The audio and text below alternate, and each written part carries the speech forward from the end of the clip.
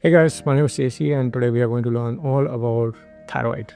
Okay, thyroid is an extremely popular subject. It keeps coming up in discussions and everybody keeps asking me, JC, I have hyperthyroid. Somebody says I have hypothyroid. I'm not able to lose weight, gain weight, and so all of those things. So I thought maybe I'll just clear everything for once and for all.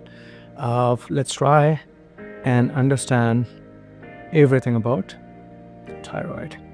Okay, we'll also cover the HPA axis. So in a nutshell, look, thyroid is basically a gland, and thyroid, which is we refer to as T3 and T4, are actually hormones. So thyroid hormones and thyroid and gland.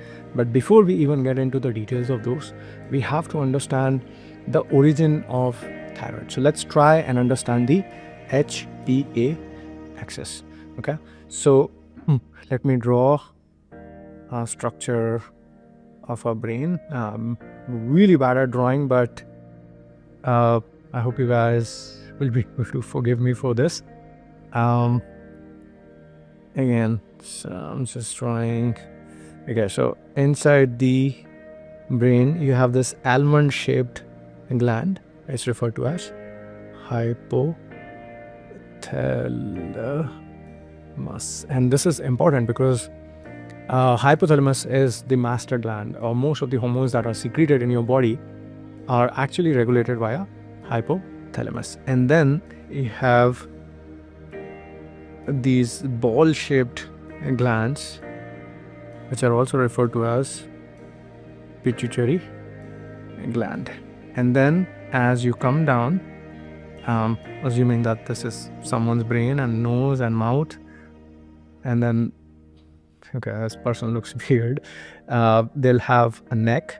Okay, so you'll have a butterfly shaped gland here, and this gland is referred to as thyroid gland. Okay, now, so you have hypothalamus, you have pituitary gland, and you have thyroid gland. Okay, so now let's understand the HPA axis, or how thyroid is actually produced in the body, right? So let me write hypothalamus. Hypothalamus releases something called as the TRH, or thyrotropin release hormone. Okay, this TRH is basically what stimulates your pituitary gland. And so I'm just gonna draw a pituitary gland here. Okay, so this is the pituitary gland.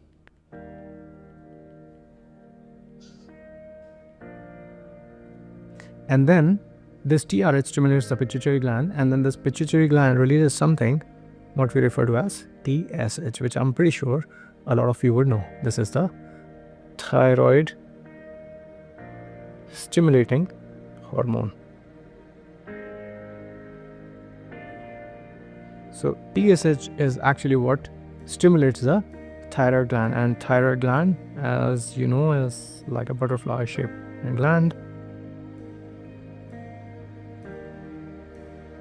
And this releases then T3 and T4 hormones, and both T3 and T4, these are collectively referred to as thyroid hormones. So T4 is tridothyronine, and T3 is thyroxine.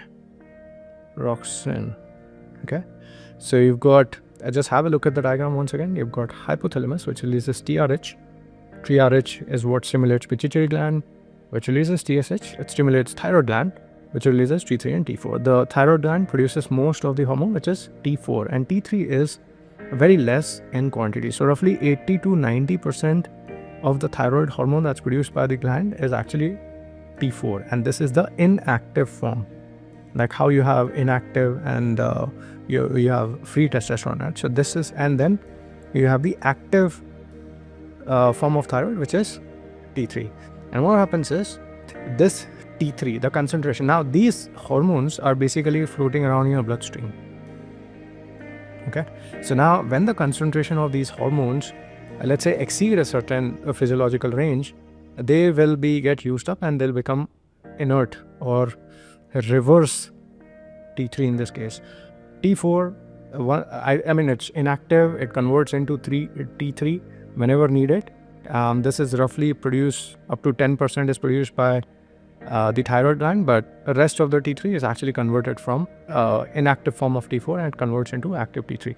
And so when the T3's work is done, this will further release something called as the reverse T3, which will further exert effects on the thyroid, effects on pituitary, and effects on hypothalamus, right? So this is referred to as RT3 or reverse T3.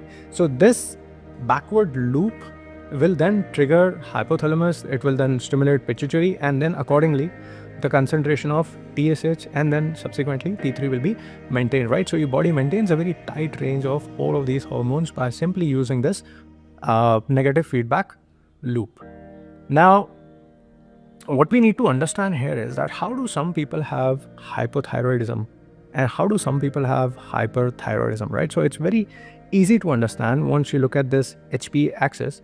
What if somebody's pituitary gland is not releasing sufficient amount of TSH? If it's not releasing sufficient amount of TSH, then it means that the thyroid gland is not going to release sufficient amount of T3, right? And if it is not going to release sufficient amount of T3, the reverse T3 is going to go ahead and stimulate pituitary gland, which means that it will start producing more TSH, right? So when you have high TSH and low T3, this condition is referred to as hypothyroidism. Basically, your body is not producing adequate amount of thyroid hormones. And the opposite condition, in which case, if you have, let's say, high amounts of T3, you will have RT3, which will go up, and then you'll have pituitary gland, which will start releasing less amount of TSH, right? But you will still have high amounts of T3, right? So the opposite here is low TSH and high amount of T3, and this condition is referred to as hyperthyroidism. Now, why is thyroid so important? Why are these hormones so important? Because thyroid takes part in multiple things. First most important thing is metabolism. Okay, so T3 and T4 hormones, they basically take part in multiple things. So metabolism, then your growth and development, then temperature regulation,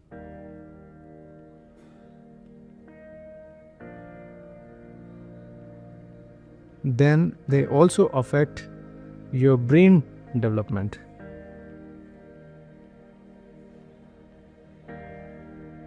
So as you can see that these thyroid hormones have multiple functions and they affect different aspects of your health. Now, most of the times when people come to us, they talk about, hey, I have hypothyroidism, so I gain weight, because these guys, they have slow metabolism, which means that body is not burning the food in a more efficient manner, and therefore a lot of food is getting stored in the form of fat.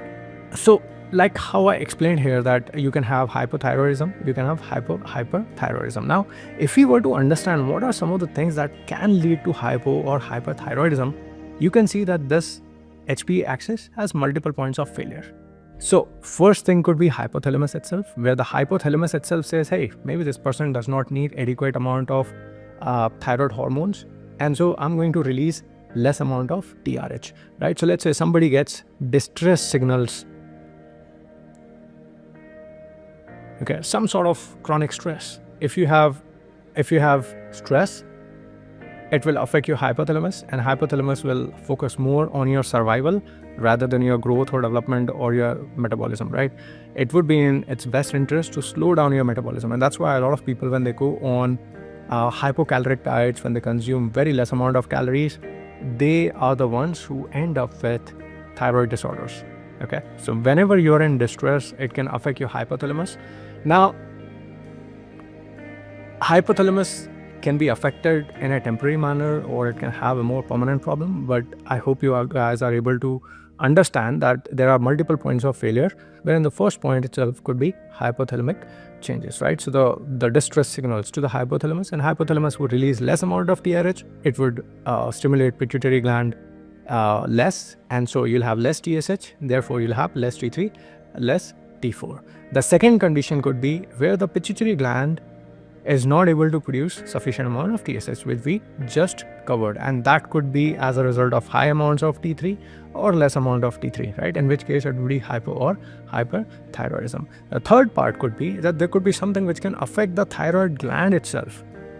Okay, so which could be a condition called, let's say, an autoimmune condition, which happens in case of Hashimoto's, in which case your body's immune system starts attacking the thyroid gland itself, and this is a problem, right? So this can also lead to thyroid related disorders. So you have multiple points of failure. You can get affected at hypothalamus, you can get affected at pituitary gland, you can get affected at thyroid. But if it's not an autoimmune condition, imagine if this is not happening because of any kind of autoimmune condition, what could be the problems? If I have to list down some major problems, it would be cortisol. Cortisol, it suppresses your TRH and TSH, therefore affecting T3 and T4 production. On top of that, because these thyroid hormones require iodine, right? So minerals like iodine can also affect T3, T4 production. So if somebody has hypothyroidism or hyperthyroidism, these are some of the things that you need to check. Low selenium, for example, selenium is needed. Then you have low zinc. This is important. So zinc, iodine, selenium, and high amounts of cortisol, all of these things could be the reason why you have thyroid problems. And just by fixing these basic problems, you can actually manage or even reverse thyroid disorders. Okay, now thyroid, unless until you have, if not autoimmune, thyroid disorders can be fixed or managed. So this is important. Now I know a lot of people who have secondary hypothyroidism, which is not related to an autoimmune condition or something serious. It could be just because of some of these deficiencies, and they start taking thyroid medication. It's one way to manage it. But I also want to tell these people that, hey, if you just focus on these 4 or 5 different things that affect the HPA axis that we've seen here, you can also fix your thyroid easily. And yeah, I hope this video is helpful and you guys understand a little bit more about thyroid now, and you'll be able to manage it better. I also want to thank all the guys who are watching my long format videos. They make me really happy. I don't want to make those 1-minute reels because, like you say something, people understand something. These long format videos, I know they don't get a lot of views, but it makes me happy. I mean, I would love to keep making these kind of videos, and if you guys more of these, I have so much to teach you. I love educating, and I think we are off to a good start. So thank you so much for watching, and I hope this is clear.